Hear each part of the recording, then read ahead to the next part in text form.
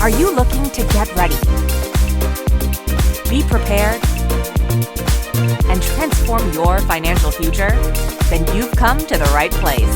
This is the Get Ready Money Podcast with Tony Stewart, where Tony has insightful conversations with financial experts who are changing the way we think about money. Catch up on the latest financial trends and hear practical advice from Tony and his expert guests so you can build healthy habits that work. Be empowered with tips for implementing small changes that can have a big impact on your financial future. So sit back and get ready to hear from today's guest. Welcome to the Get Ready Money Podcast, changing the way we think about money. I'm pleased to be joined today by Cathy Sikorski, who's an author and speaker, Joy Loverde, who's also an author and speaker, Paul Nagle, Executive Director of Stonewall Community Development Corporation, and Peggy Haslach, who is an author, speaker, and certified financial planner at Planning for Good. In this episode, we'll be discussing how we change the way we think about money and solo aging. Welcome to the Get Ready Money Podcast. Thank you, everyone, for being here this morning.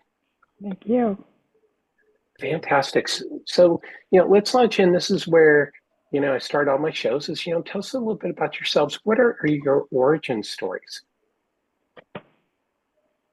I'll go Peggy, first. you wanna... Okay. I am an elder lawyer, have been for many years, although it's a fairly new area of the law. It doesn't mean I'm old. It means that I practice with people in the aging atmosphere, whether that be Social Security, Medicare, Medicaid, powers of attorney, etc. I just want you to know that elder lawyers and estate attorneys are two completely different animals. Elder lawyers are for live people, estate lawyers are for dead people. That's how you can know the difference. Some of us do the same work, but we have very, very different jobs. And so I'm really excited to be here today with this panel because I think this solo ager is very often ignored and their problems are not addressed certainly as deeply and dramatically as they need to be. So thanks for having me. Glad you're here. Joy, you want to go next? Sure. I am the author of two books. One is on family caregiving and the other is on solo aging called Who Will Take Care of Me When I'm Old. I have been in this business for over 35 years as an advocate, a keynote speaker, and a business-to-business consultant. So thank you for having me. Yeah, glad you're here. Peggy. Sure. Thank you for having me to join you as well. I have a little bit different of a path. I lost my job in 2008, 2009, along with a lot of people, and started a business with my sister. And it was a senior move business in Southern California, where we moved people from their large home to assisted living facilities. And of course, they would have these events. And at the events, like caregivers events where everybody would speak and tell about their products and stuff. And I would always ask the questions are, how do you deal with LGBT? And how do you deal with people who own dogs? Because those are the conversations that I wanted to know. This is my own curiosity. What was going to happen to me if I needed to go into one of these facilities? And so afterwards, I would have all these facilities ask me all sorts of questions. And that's how I learned the industry. So fast forward, I moved up to Washington with my wife, and we weren't married at the time, and started working with one of my clients who I did some dog training, and one of my clients, and she said, you know this long-term care industry from an LGBT perspective probably better than anybody I know. You should do this for a living. And so really, it's a story of trying to learn so I could pass on this information to clients who were dealing with all the same things I was dealing with. That's awesome. Paul. So I came to this about 10 years ago. I was always in cultural policy and arts production. I had crafted a career in consulting for arts-led economic development in urban areas. And my particular scheme was to try to embed triggers so that we would stop gentrification before it began. So I was very popular with foundations until I started focusing on the gentrification piece, which they really did not want to hear. And so I was sort of coming to the end of my foundation funding for that work. Anyway, and a friend of ours, Eleanor, who is a famous lesbian activist in New York City, she had created the Coalition for Lesbian and Gay Rights, which got all of the groups to stop fighting with each other and get the gay rights bill passed in New York City. She had a stroke and she was in a wheelchair, and then she was homeless, and she couch surfed on a lot of friends, couches, and then ended up in a nursing home. And her partner, Jay, who was a trans man, came in one night and found the nurse's aide sexually assaulting her vagina. Oh, jeez. And with some very homophobic rants. And apparently it had been going on for a couple of nights, but Eleanor was too scared to signal anything. And she ended up dying from bed sores getting into the assault area. And nothing ever happened to the nurse's aide. So this was a group of activists who got together and we said, what can we do to honor her? And they recruited me to start this nonprofit that focuses on welcoming housing for LGBTQ older adults and appropriate healthcare. Wow, it's an amazing story. Sad story. I think that this really shows that, and echoes what you were saying, Peggy, is that, these are not standard issues that we talk about as planners. And Peggy and Joy, you guys mention that as well, is that, it's like, this is not the typical conversation. This is not a couple aging together. One goes in a facility, the other comes visits them on the weekend. And, most people's lives don't fit into that solo. So, let's talk about that a little more. First, let's define solo aging. What is solo aging? I'll be happy to jump in. Solo aging used to be you're living alone. You're either unmarried, divorced, or widowed, or never been married, or no children. But then we've discovered that definition was far too limiting. Now solo aging includes with and without children, and with family, because families easily become estranged. And that one minute you could have someone surrounding you, and the next minute they cut you off, or you cut them off for good reason. So now the definition of solo aging is if you live long enough and people around you leave for one reason or another, you might as well begin the process of thinking about aging alone in a way of planning. It only has to do with how we plan for that. The lifestyle is not a part of it, because plenty of people live alone who are completely happy. Loneliness and isolation is not a part of this conversation at all. Interesting. And I would add too that it's also in the LGBT community. You can be couples that are solo agers because they're isolated, and you can even be in a huge city, but because of where you live or where your apartment is or where your house is, you don't have the resource or know who can help you. So you pretty much are charting this territory by yourself to plan. And the big fear is what does happen if I end up having to go this alone at some point in time. Yeah, and I think that it's a little different for LGBTQ folks who are connected with other LGBTQ folks and I'm connected because I survived full-blown AIDS, and I was an AIDS activist, and I was very much involved in all of the networks that provided care and support to bring the community out of this. So there are real community and network impulses in the LGBTQ community if you can connect with them. And I think that brings up a really good point that always flashes in my mind, especially if I have a client that comes in, right, that's single or solo on the face of it. Two things I'm always looking for is a trusted person. Do you have a trusted person And or do you have or can I help provide trusted resources? Not just resources, but trusted resources. And I think that's where somebody like Paul, well, and even Peggy, in my knowledge of what you do, Peg, um, are so much more elevated than people know, right? That resources aren't just resources; they have to be trusted resources. First of all, for like a tiny example of, you can get really bad information directly from the Social Security Administration because everybody's not going to tell you the same thing. So those are the two big flashing lights. I need to find trusted people to help you. You know, how we're going to delve into that, and trusted resources. You bring up a really good point, Cathy. Are you saying that you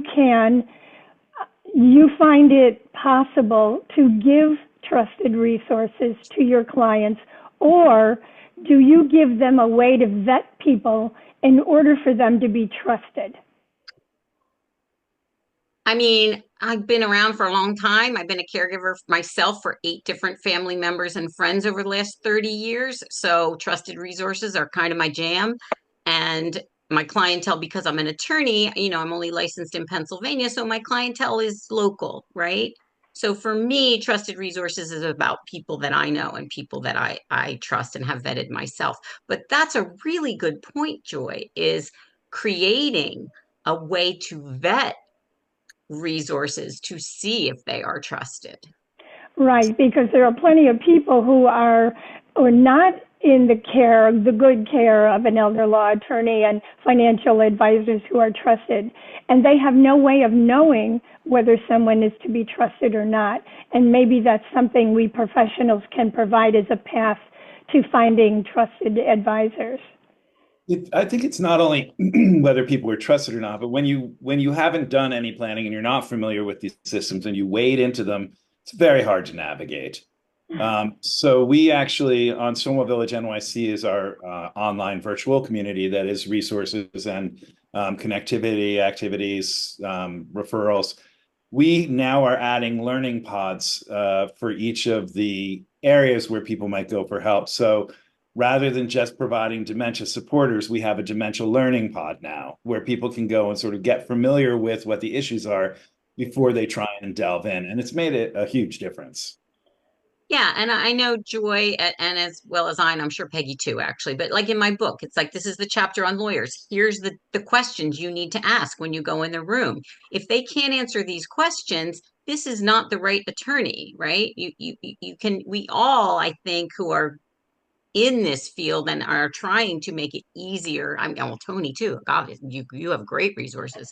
Have made these, and I love that you have learning pods, Paul. Have made these learning places available so that we can say, at least go here. And when you ask these questions, if they can't answer them, you know you got to move on. Hey, Cathy, quick question. Which of your books are you referring to? So my book that has all the questions is this one, 12 Conversations. And each chapter is a conversation with somebody, your mom, your dad, your family members, your doctor, your lawyer, your financial advisor, your work, right? These are the kinds of things you're going to run into as a caregiver, and these are the kinds of questions you need to ask them. So that one for sure is the one I'm talking about. I mean, I also have this one, which is Who Moved My Teeth? And yeah, Paul, you like that chat. Everybody from the 80s and 90s likes the title. The first part is the legal bit and the legal conversations, and the second part is really all caregiving resources in terms of what can you do, you know, to entertain yourself in a nursing home with your loved one. You go every day and you kind of run out of ideas, right? Things like that. So both of them have a way of making your life easier, but again, especially with solo agers, I think it's important for us to make it easy, clear, accessible, and feel doable, right? Not feel daunting, feel doable. Yeah. Can I answer your Go ahead, question, Joy? Peggy. Yeah, Go so to ahead. answer your question, I think it's both. It's both getting your network in your area. So most of my clients are here in Seattle, and I have a W Source chapter, which I laugh because it's professional women, and I say we should put a Q before it because most of us are queer women in it, estate planning attorneys. I also sit on the board of Gen Pride, which is the West Coast version of what Paul does. We have a low-income housing and an activity center. So I'm very well networked within Seattle. But what happens, and this is how I got to meet all of you, is it is much easier for my clients to have me go with them when they move. So I had one of my clients is an LGBT couple who moved to Western Pennsylvania. Trans woman and her wife moved to Western Pennsylvania. No resources there. So now I know that's when I call Cathy. And Joy, I don't know how many times I've called you, like, do you have an attorney? And I think I've even called you, Paul, because one of my clients in New York City got sucked into a group of traditional male financial advisors, and it was literally the most horrifying experience she had of how they dealt with her and her estate when her spouse died. So it's having trusted people, and unfortunately in our community, a lot of times that's when we back down and say, you know what, I don't know who to trust. So I'm all over the country, especially in those states where they don't have resources. Ohio, Missouri, Texas, they're Arizona. Those are I have clients in those states because they don't know who to go to there. Well, maybe let's go deeper on trust. Actually, before we do though, Paul, at the end, are your pods available to everyone online, or are they a local resource? No, they're available to everyone. You have to join the community, but it's free. So you just have to register, and then they're there. Okay, so I'll get the link from you, Paul, after the show. And then for everybody watching and listening, you'll be able to find the link in the show notes when the show is published. So, maybe, let's talk about trust, because that seems to be the biggest word that's coming up. Is how can people, what are some tools or easy ways for people to think about trust? Well, do you want to take this on? Yeah, I can't help but say you need time. You need time to establish trust. That's why we talk about planning, but really what I like to do is talk about making time to think about the future. And that means we have to experiment. We have to vet people. We have to meet them. We have to test them, including times where we think, hey, maybe we can trust our friends at 2 a.m. to be there for us.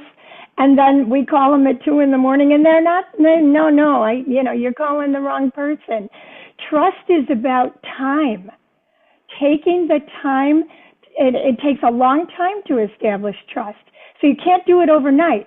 Even though I might give somebody the name of a very reputable professional, unless that time is established for them to meet with them and ask them questions and get to know them, I don't think you can really establish trust without time. I would also say that, let's change the way we talk about money, right, Tony? It's about talking. These are conversations that people don't want to have, that seem hard, and adding Joy's time with conversations, and you keep doing this and doing this and doing this. And if you have, for example, a financial advisor who does not want to spend time with you, who does not want to talk to you every month or every other month or whatever, and you continue, that is not the person for you, right? If you need a lawyer that you really want to spend time with, and you have to establish, how is this going to cost me, right, to spend this time with you, but I need to understand what you're going to do for me, why I need to have this done, et cetera, et cetera. These are timely based conversations They're not a one size fits all financial plan or legal plan or a beneficiary plan. They're not, and they shouldn't be. And if they are, then there's something not right. I also think providers need to be really careful about being empowering as they're giving information, because sometimes you get a financial person and they start talking, and we just had this the other day. We're researching on different mechanisms for donating homes and what the different tax implications are, and I got lost a couple of times, and I didn't feel comfortable saying I'm lost, and so I just counted on the person that was with me on the call not to get lost, and thankfully he didn't. But if someone's just not cognizant of that sort of disempowering effect, it can be really off-putting. To add to that, Paul, I would say that I always ask this question because my clients get and even the spouse, the family members says, "Don't worry, we'll take care of you." And I say, you go back and you ask that question, what does that mean? And you also break it down. What is the difference between, if you have siblings, what is the difference between me and my siblings? Is my situation different? And it's a hard question. And likewise, I expect my clients to ask that of me. And also, children, ask your parents, what is the expectation you have with me in your situation? So it's a clear conversation and not jargon talk. Because that's the thing that happened. I saw one real big shift in my practice, and this is why I moved my practice now to be financial planning based with and leading what the LGBT was, because written plans and having something that they can share between each other and their family members about, this is what we're doing to take care of me. So they have that. By adding just the word written plan in it, a lot of my clients are like, now I feel better because I know what's expected. And it's written in plain English. It's not written in, it's not 10 million Monte Carlo simulations and all this stuff that it goes over their head. It's more like, if this happens, if A happens to me, this is what I'm asking you to do.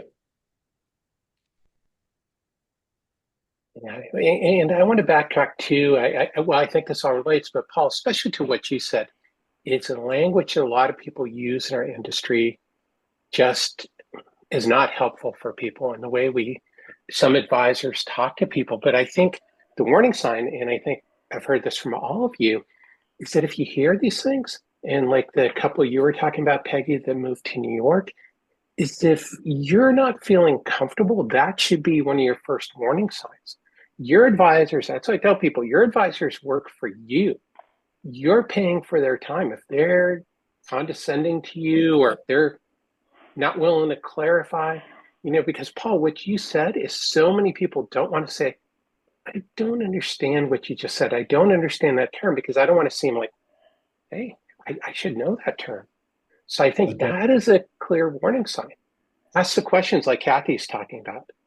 Yeah. But again, like Joy said, go back. Like, I went home, I thought about it, I got some questions like that didn't sit well with me, or I wasn't clear, or whatever. This is a continuous and should be conversation. I always tell people, when you fill out powers of attorney and make your will and do your advance directives, this is not written in stone. You can change this as many times as you need to. And life changes, people change, things change. Do not sit on a will that you've had for 30 years and think this is the awesome thing I'm going to do. Do not sit on a power of attorney that you made in an emergency because you were taking a trip and you just picked your next door neighbor because they were convenient at the time. Like, you have to be as responsible about the fact that you have beneficiary designations that you made 15 years ago, legal documents that you made. You have to look at them, you have to clarify them, and you got to talk to an attorney who does this in conjunction with your financial advisor and or your insurance people, which I think we sort of started this out by saying professionals should be talking across the board for you. Your people should talk to each other. And if they won't do that, they're not your people. That's right. I can't agree more. And this goes for our healthcare providers as well, because we're changing physically and mentally, and we may be with healthcare providers that we've been with for a while, but I will tell you, just this week, I changed a dentist that I've been with for a while, because I started to see that I was asking questions and he was looking at me sideways, and all of a sudden, out of nowhere, I trusted my gut and I said, I need to move on to somebody who gets what I need now in my life.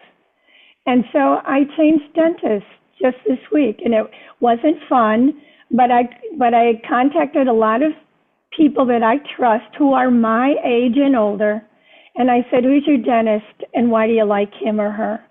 And I finally went to one yesterday and I'm done. But you see, in all areas of our life, we have to continuously put up our radar and say, do I trust this person? Is what's going on with me right now pertinent to the relationship I have with my advisor?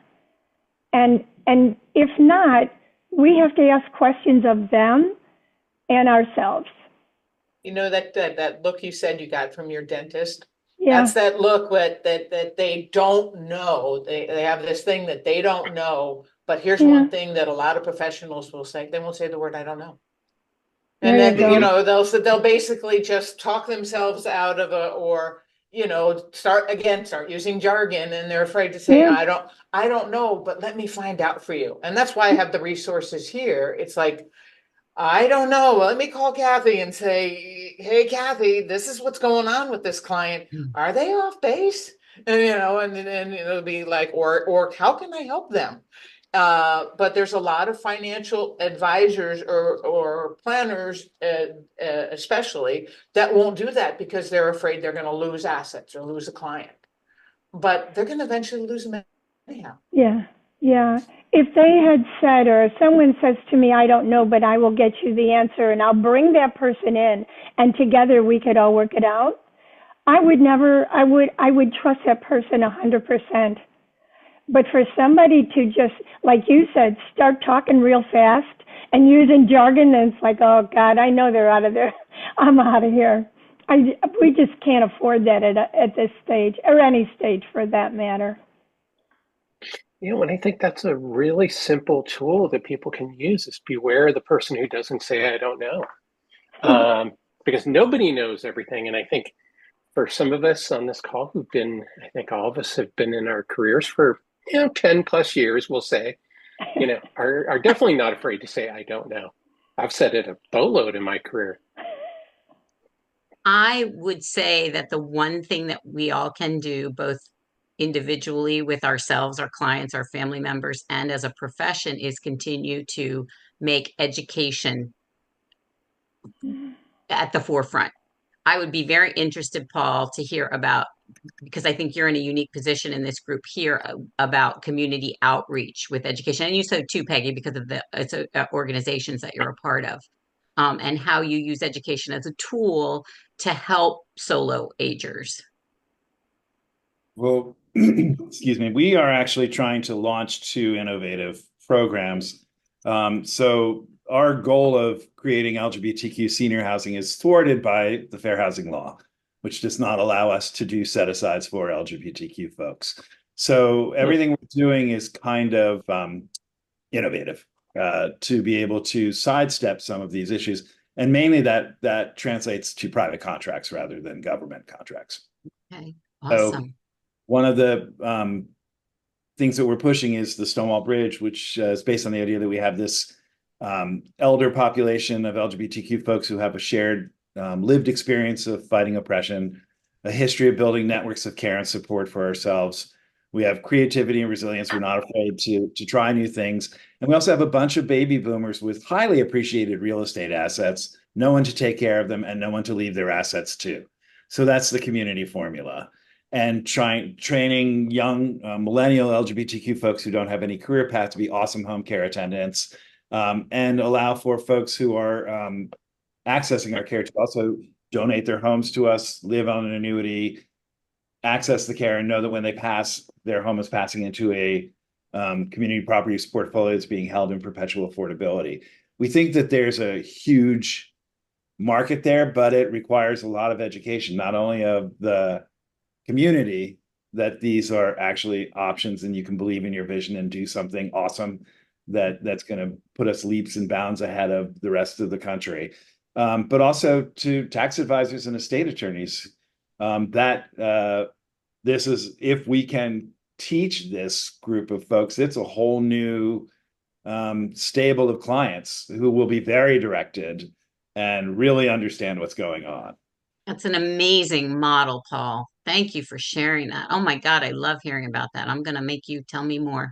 And we're doing it. Ours is coming from a different angle. We're coming from the area, and what we have in the situation in Seattle is also queering intersectional elders. So those that are from underserved and underrepresented population who also happen to be gay. And you talk about a missing community that needs access and help and support. It's people of color and Black trans women. I mean, those are the people who need access and help and support. And philanthropically, the community does like to help the community. And so just sharing where the resources are, who's doing that work, so they can find those trusted contacts and find people who they can talk to. Gaslighting is alive and well in unfortunately in a lot of the stuff that we do, especially in financial services, because it's transactional based. So that's how people make money. So again, how do we earn the trust across several communities to let them know that there are folks that are dedicated to do this work and help them? So I think I'm hearing a lot about communities, but just before we move on to, I think, communities, Peggy, could you define gaslighting? Because I know we hear it, but I'm not sure everybody always knows what gaslighting actually means. It's basically the way you talk yourself out. It's a nice way to say lying, but it is. They'll talk circles around it to make it sound like the problem. We're not the problem. The situation is not the problem. It is you're the problem. We're the problem. So this is where we get a lot of the othering that happens. Is that our systems they're all fine. You're the issue, and that happens a lot in marginalized communities. And that's where a lot of marginalized community folks will walk out of the room and just say, I don't think I'm getting a straight answer of what I can do or of where I can go. And so I just leave, because that's, they're talking circles. Are you really going to take care of me? That's the, don't worry your pretty little head. We'll take care of you. You'll be all taken care of. We've got these systems in place. We've got a great Medicare system. We've got a great Medicaid system. We have this, we have that.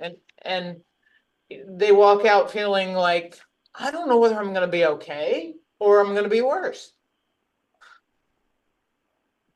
I think that's so important. I mean, we could probably spend the rest of the show talking about this topic, but I think this gets back to trust. Is like you're talking about, if somebody feels like they're not getting you, and I think this gets back to what we're talking about, Paul. And I think, Paul, what you're talking about building is that community is so important. Is that you have to sort of find your community as well. I mean, do you all agree that the community is an important part of the trust question? I think there's so many layers here of solo agers. I mean, we've got people with plenty of funds who are solo agers and are still unprepared. We've got people with no funds who don't even know how to get to resources to get prepared, and everything in between, right? And because this is sort of foundationally about money, and money is really important in this conversation. I think um, it is, like I said, as an attorney, especially because I start at the let's do a power of attorney. Let's find someone who can take care of you if you can't take care of yourself, either temporarily or permanently. And that's the trusted person. So I'm always panicked about that because it doesn't mean a family member is a trusted person, right? Yeah. Um, Family members are responsible for a lot of elder abuse. I'm not sure the percentages, but it's pretty high. Yes. And then we have this financial picture over here where they haven't talked about, as Peggy said, what do you actually want? Do you want to live with me? Do you want to go to a facility? Do you want me to bring in someone for home care? What have you done about that in terms of a long-term care policy, or how we're going to use your assets, or like a written plan for that would be awesome, right? And of course the best laid plans, right? Things happen in ways you don't suspect.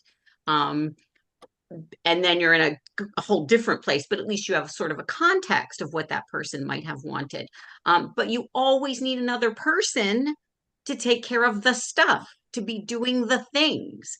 Um, and I think, we go from Paul's conversation about how housing can just be the biggest problem to we got a lot of people with big, huge houses that are worth a lot of money, and they don't really know what to do with that. Can we start bringing, this is a policy question that's this big and a personal question that's this big.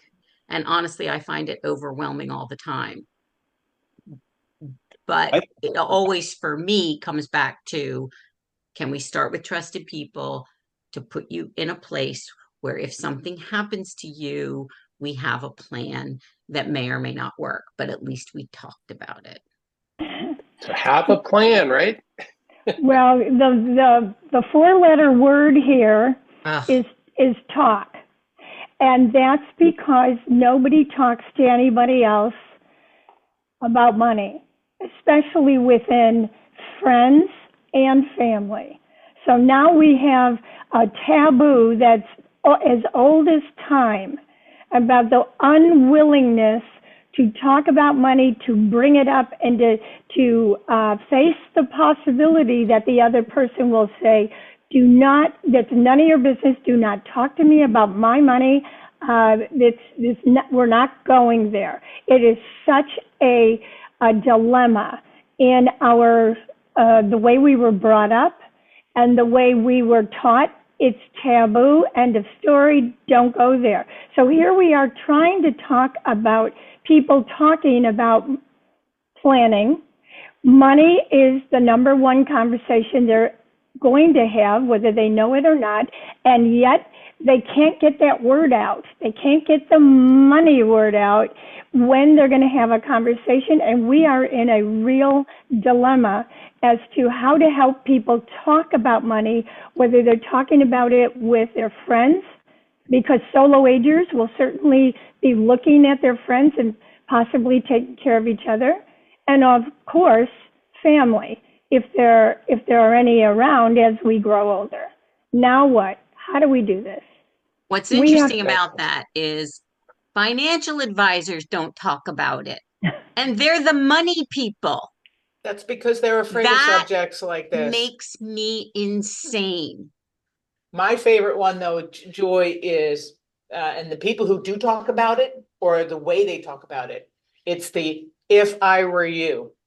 So here's this, I think of my brother-in-law, my white brother-in-law, who's I wouldn't call him progressive, was like, if I were you, I would do this. And I'm looking at him going, okay, you're giving advice to, a gay woman who is, dealing with things that you have no clue that I'm dealing with, so, and that's, I call that coffee pot planning or church planning. Everybody who goes to the same church together, all of a sudden they have the same plan. And it's like, that doesn't work very well. So it's individualized listening too. But there's some stat that says something like 70% of financial advisors never bring up a long-term care conversation. Oh, because it's such Very a true. conversation to have. Long-term care is disintegrating in front of our eyes. And 90% of them won't talk about debt. Yeah. Well, this has been such an awesome conversation. We could probably go on for another hour. Fortunately, need to wrap it up. So to wrap up is, what are your number one tips on changing the way we think about solo aging? Peggy, you want to launch in? Sure. Number one is find your people. Find the people that are in your world and have those conversations and talk about what you can do to support each other. In our community, we call it the chosen family. Find your chosen family, and do that. And the other myth is you are not a burden. You are not a burden. You need to ask those questions. By not asking those questions, then you become a burden. So you need to let people know exactly what you need and how you need help and how you can help them. That is awesome. Joy, you want to go next? My favorite tip is plan as though you are already aging solo, and you'll have incredible peace of mind. Just assume that is how our lives are going to go at any given time, because we all know death comes around the corner, whether we realize it or not. So I always like to plan as though I am already aging solo. That's awesome. I would say I think a lot of people think of planning as about death. And people are living so much longer these days that if people started thinking of planning as what is my last 20 years going to be like, and how will I have a fulfilling last 20 years, the conversation will be very different. I love that, Paul. Love that. That's so, yes, we have to refocus that planning word to being not for death, but before death. Yeah, that's awesome. I would say my favorite thing is invest in education about planning, whether it's investing time or money, but invest. Just take some time to please educate yourself. And I'm always going to say, because I'm the lawyer in the room, please, for the love of God, update your powers of attorney, both financial and healthcare, your wills and your advance directives, and check all your beneficiaries. Make sure they're not old, please. Talking directly to me. Well, and I'm gonna 1995, when I had full-blown AIDS, I did the whole package, and it hasn't been looked at since then. Paul, you're not alone. That's how I know that. But please, please, please tell me. I'm going to call you next week, and I'm going to say, did you do this yet? Okay. And I always say too that the power of attorney piece is so important. And I tell this my wife, and they go, "Well, we're married." And I say, "Yeah, but you know what? You don't carry your marriage certificate." And unfortunately, we both have different last names. We're two women, and the industries that we are going to help sometimes don't understand that and aren't willing to listen to that. Tony, I know you want to stop this. I know it's time, but I got to say this. I have to say this. The Secure Act, IRAs, 401ks, it does not matter if you're married. These things are owned by one person and one person only legally. And the only way your spouse will have access is through a power of attorney.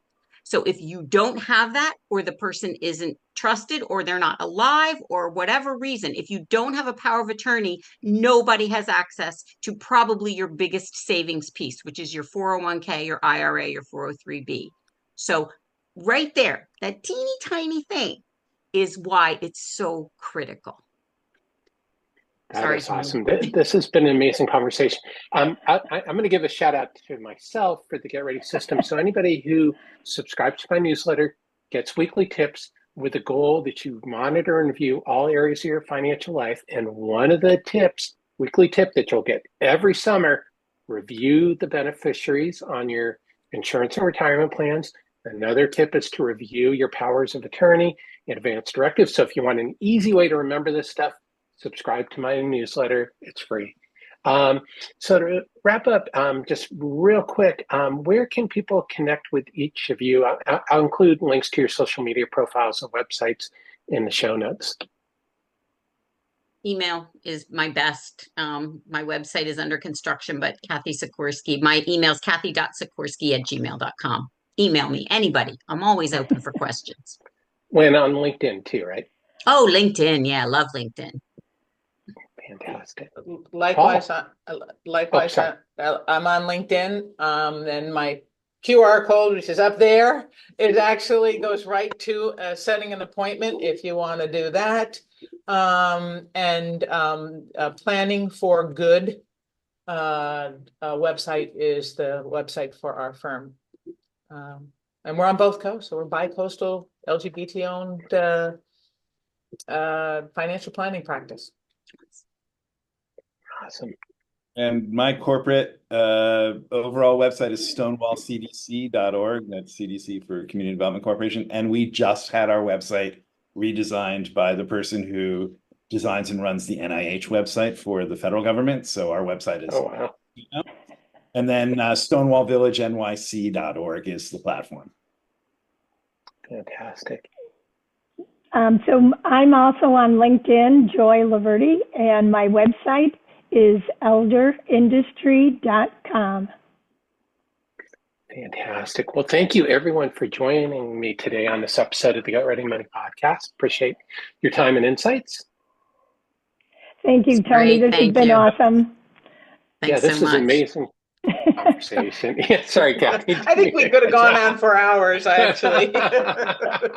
So, and I hope for everybody tuning in that you were able to pick up something to help you change the way you think about money and solo aging. So, as always, thank you for tuning in to the Get Ready Money podcast. If you learned something today, please be sure to subscribe to this podcast and to share with a friend. Until next time, let's change the way we think about money.